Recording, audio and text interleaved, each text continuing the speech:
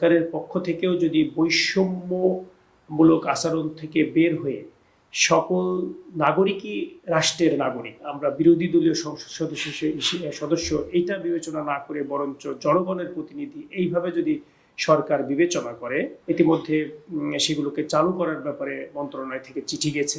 ICU ছিল, কিন্তু দীর্ঘদিন সেগুলো অকেজো অবস্থায় পড়েছে। আমাদের এরিয়াটা একটা কৃষি প্রধান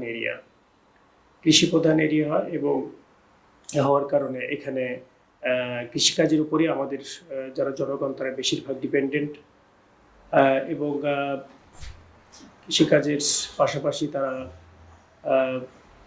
পশুপালন থেকে শুরু করে অন্যান্য যে কর্মকাণ্ডগুলো সেগুলো পরিচালনা করে আসেন।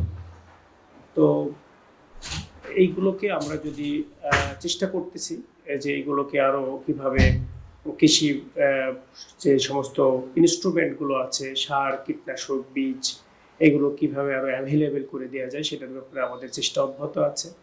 আমরা সরকারের কাছে উপস্থাপন করতেছি।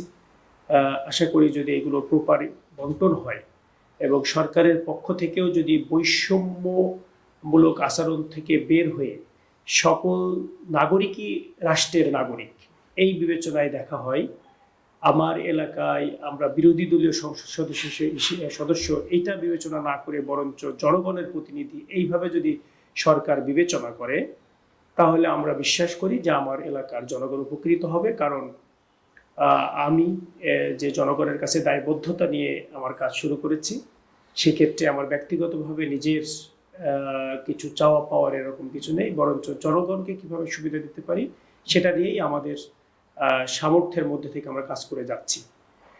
ইতিমধ্যে 100 দিন পার হয়েছে। এর মধ্যে আমরা আমাদের স্বাস্থ্য ব্যবস্থায় যে চরম একটা ভোগান্তি আমাদের চুয়াডাঙ্গার মানুষ করে আসছেন, সেই ব্যাপারগুলো নিয়ে আমরা মন্ত্রীর দৃষ্টি আকর্ষণ করেছি। সেখানে আইসিইউ ছিল, কিন্তু দীর্ঘদিন সেগুলো অকেজো অবস্থায় পড়েছিল, সেটার মেশিনগুলো সেট আপ দেওয়া হয়েছিল না।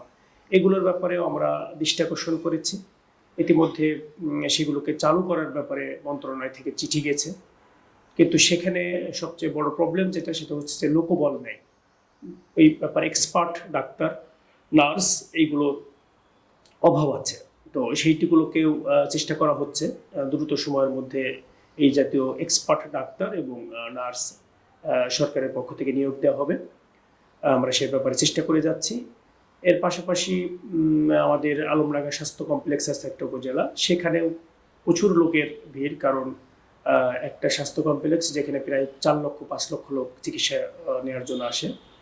তো এখানে এই স্বাস্থ্য কমপ্লেক্সটিও দীর্ঘদিন যাবৎ এখানে কোনো অপারেশন হইতো না, এখানে অ্যানেস্থেসিস্ট ডাক্তারের অভাবে। তো সেগুলো আমরা ওখানকার ডাক্তার এবং ডাক্তারের চিকিৎসা সেবার সাথে যে অফিসার্স আছেন, বিশেষ করে সিভিল সার্জন সহ যারা আছেন তাদের সাথে কথা বলে সেখানে সপ্তাহে অন্তত 2 দিন অপারেশন করা যায় সেরকম একটা ব্যবস্থা ইতিমধ্যে আমরা চালু করতে পেরেছি।